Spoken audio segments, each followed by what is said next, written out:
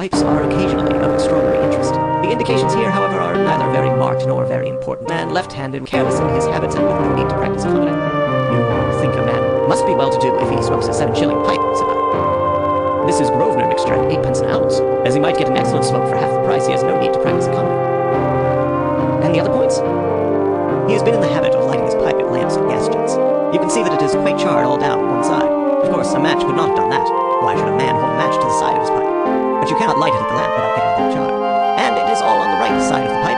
From that I gather that he is a left-handed man. But if I am not mistaken, I hear him upon the stair. So we shall have something more interesting than his pipe to study.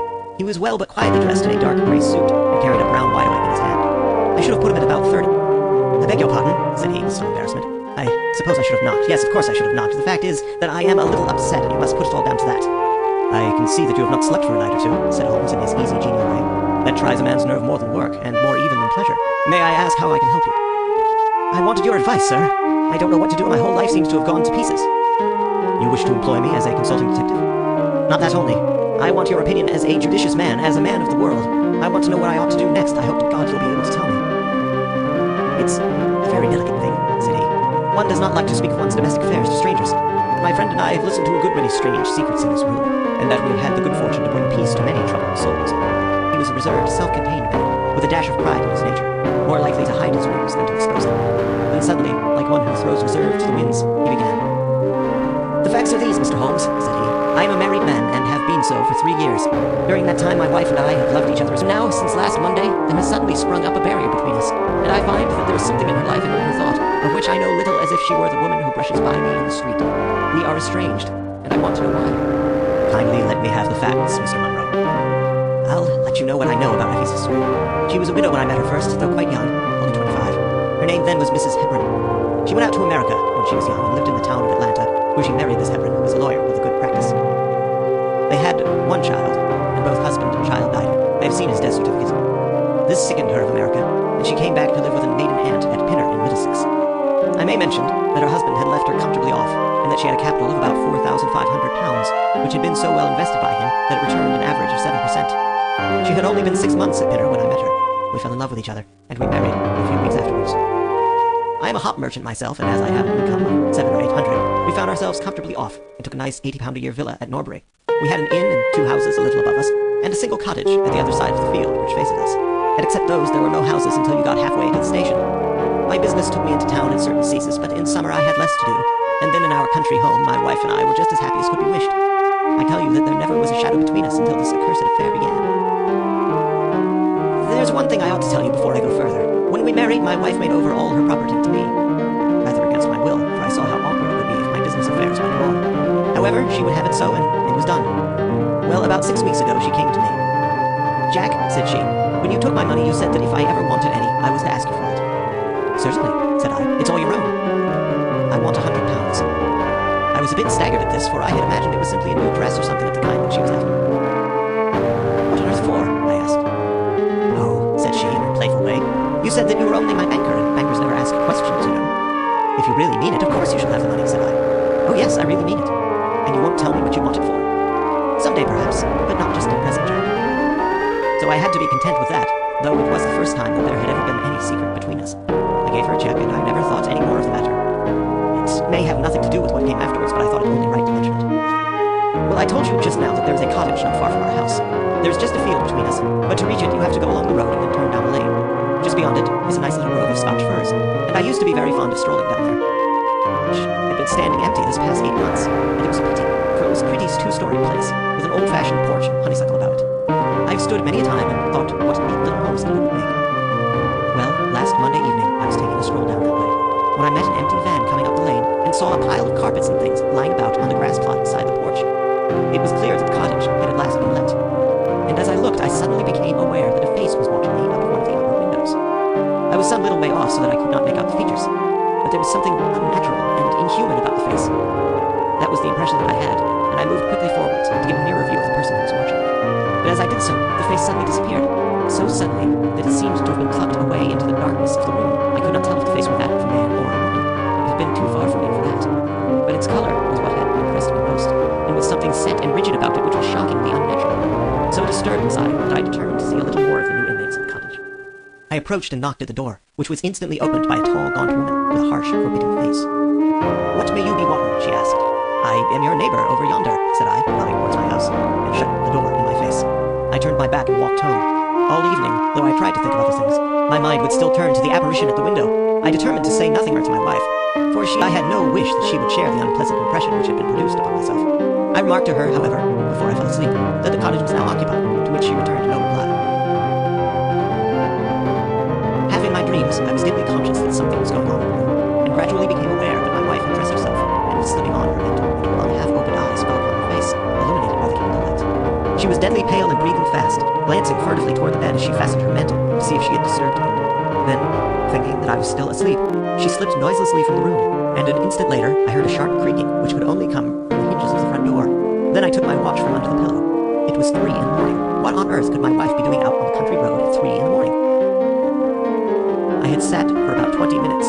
The more I thought, the more extraordinary and inexplicable did it appear, when I heard the door gently close again, and her footsteps coming up the stairs. "Where in the world have you been, Effie?" She gave a violent start and a kind of gasping cry when I spoke, and that cry and start troubled me more than all the rest. There was something indescribably guilty about her. My wife had always been a woman of a frank, open nature, and it gave me a chill to see her slinking into her own room and crying out and wincing when her own husband spoke to her. "You awake, Jack?" she cried. "Where have you been?" I asked, more sternly, and I could see that her fingers were trembling as she undid the fastenings of her mantle. The fact is that I felt as though I were choking and had a perfect longing for a breath of fresh air. I really think that I should have fainted if I had not gone out. I stood at the door for a few minutes, and now I am quite myself again. All the time that she was telling me this story, she never once looked in my direction.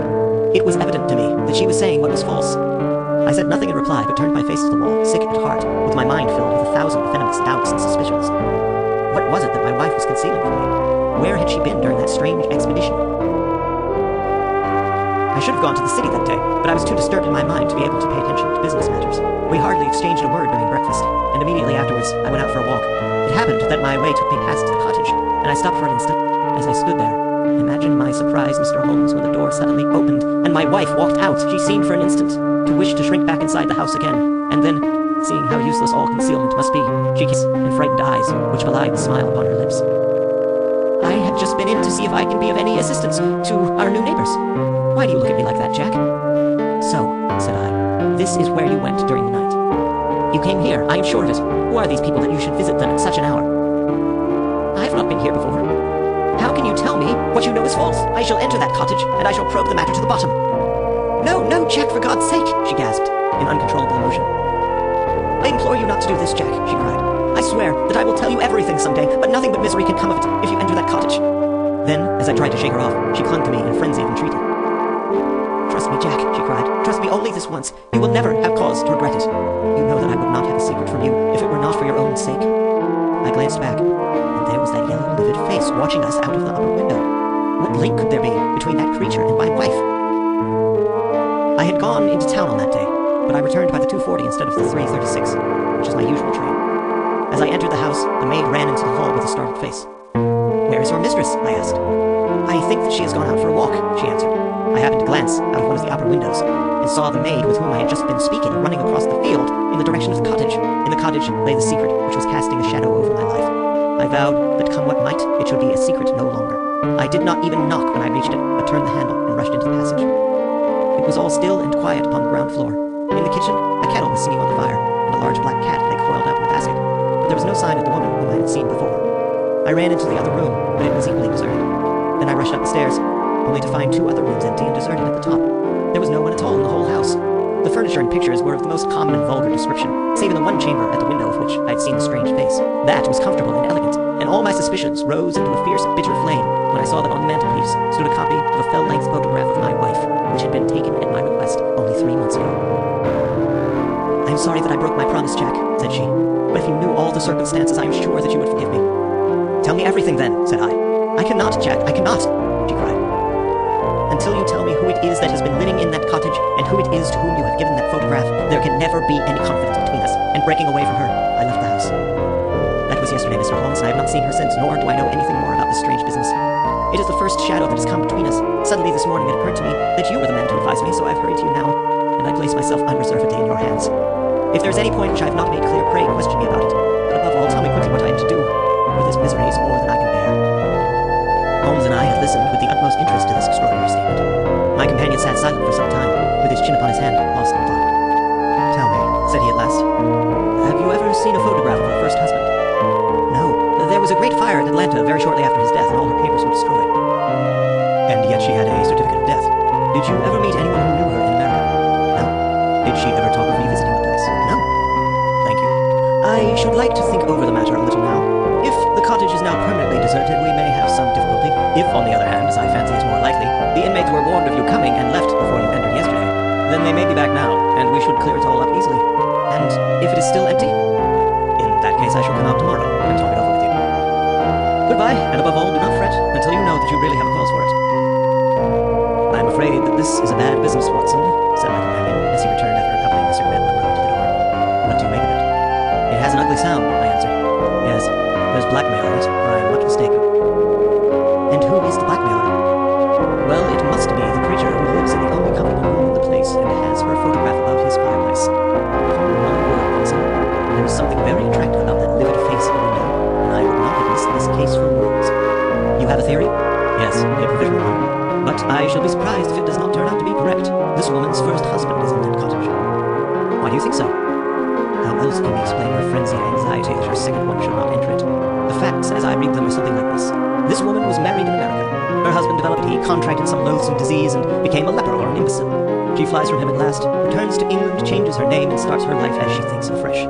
She has been married 3 years, and believes that her position is quite secure, having shown her husband the death certificate of some man whose name she has assumed, when suddenly her whereabouts is discovered by her first husband, or we may suppose by some unscrupulous woman who has attached herself to the invalid. She waits until her husband is asleep, and then she rushes down to endeavor to persuade them to leave her in peace. Having no success, she goes again next morning, and her husband meets her, as he has told us, as she comes out. She promises him then not to go there again, but 2 days afterwards the hope of getting rid of those dreadful neighbors was too strong for her, and she made another attempt, taking down with her the photograph which had probably been demanded from her. In the midst of this interview, the maid rushed in to say that the master had come home, on which the wife, knowing that he would come straight down to the cottage, hurried the inmates out at the back door into the grove of fir trees, probably, which was mentioned in the second year. In this way, he found the place deserted. I shall be very much surprised, however, if it's still so when he reconnoiters it this evening. What do you think of my theory?" "It is all surmise. We can do nothing more until we have a message from our friend at Norbury." "The cottage is still tenanted," it said. "Have seen the face again at the window. We'll meet the 7 o'clock train and will take no steps until you arrive." He was waiting on the platform when we stepped out, and we could see in the light of the station lamps that he was very pale and quivering with agitation. "What is your plan, then?" asked Holmes as he walked down the dark tree-lined road. "I am going to force my way in and see for myself who is in the house. I wish you both to be there as witnesses." "You are quite determined to do this, in spite of your wife's warning that it is better that you should not solve the mystery?" "Yes, I'm determined." "Well, I think that you are in the right. Of course, legally, we are putting ourselves hopelessly in the wrong, but I think that it is worth it." It was a very dark night, and a thin rain began to fall, as we turned from the high road into a narrow lane neatly rutted with hedges on either side. Mr. Grant Monroe pushed impatiently forward, however, and we stumbled after him as best we could. "There are the lights of my house," he murmured, pointing to a glimmer among the trees. "And here is the cottage which I am going to enter." And one window in the upper story was brightly illuminated. As we looked, we saw a dark blur moving across the blind. "There is that creature!" cried Grant Monroe. "You can see for yourselves that someone is there. Now follow me, and we shall soon know all." "For God's sake, don't, Jack!" she cried. "I had a presentiment that you would come this evening. Think better of it, dear. Trust me again, and you will never have cause to regret it."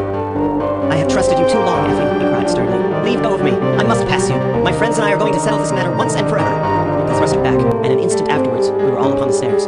Grant Monroe rushed into the lighted room at the top, and we entered at his heels. It was a cozy, well-furnished apartment, with 2 candles burning upon the table and 2 upon the mantelpiece. In the corner, stooping over a desk, there sat what appeared to be a little girl. Her face was turned away as we entered, but we could see that she was dressed in a red frock, and that she had long white gloves on. As she whisked round to us, I gave a cry of surprise and horror. The face which she turned towards us was of the strangest tint, and the features were absolutely devoid of any expression. An instant later, the mystery was explained. Holmes, with a laugh, passed his hand behind the child's ear. A mask peeled off from her countenance, and there was a little coal-black negress, with all her white teeth flashing in amusement at our amazed faces. I burst out laughing out of sympathy with her merriment, but Grant Monroe stood staring, with his hand clutching his throat. "My God!" he cried. "What can be the meaning of this?" "I will tell you the meaning of it," cried the lady, sweeping into the room with proud, set face. "You have forced me, against my own judgment, to tell you.